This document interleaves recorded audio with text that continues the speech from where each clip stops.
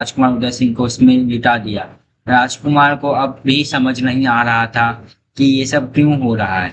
पन्ना दाई ने उनका हाथ पकड़ा और धीरे से कहा, राजकुमार, चाहे कुछ भी हो, बिल्कुल आवाज मत करना। राजकुमार ने सिर हिलाया और शायद उन्हें लगा ये भी कोई खेल है।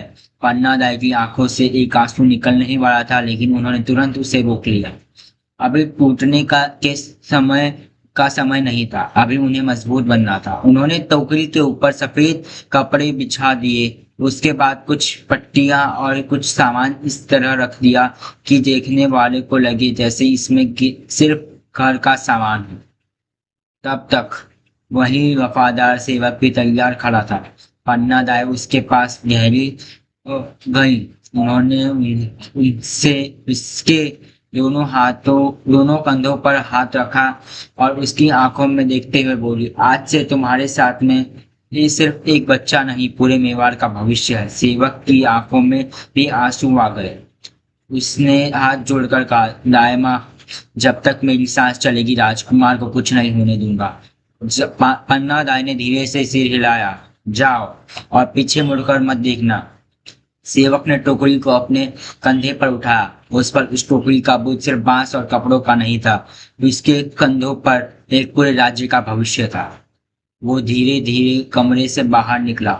हर कदम बहुत समझ कर रख रहा था। महल के अंदर रास्ते आज पहले से ज्यादा लग रहे थे। हर मोड़ पर डर था कि कोई सिपाही ना मिल जाए, कहीं बानवीर के लोग ना देख ले, और कहीं टोकरी से कोई आवाज ना आ जाए। तो एक सिपाही मशाल लेकर खड़ा था। सेवक का दिल जोर जोर से धड़कने लगा। उसने अपनी चाल बिल्कुल सामान्य रखी। मशाल की रोशनी कुछ पल के लिए टोकरी पर पड़ी। सिपाही ने एक नजर उसकी तरफ देखा और फिर बिना कुछ कहे दूसरी तरफ देखने लगा। सेवक ने मन भगवान को शुक्रिया किया। वो महल के मुख्य द्वार की तरफ बढ़ता गया।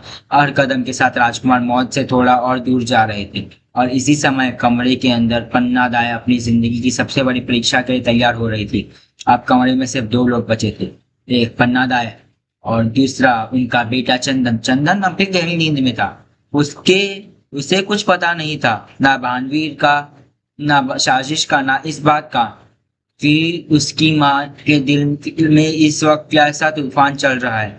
पन्ना दाई धीरे से उसके पास गई तो वो उसके पास घुटनों के बल बैठ गए। उन्होंने बहुत प्यार से चंदन के बाल सहलाए। चंदन ने नींद में ही हल्की सी मुस्कान दी, जैसे उसे महसूस हो गया हो कि उसकी माँ उसके पास है। उस मासूम के मुस्कान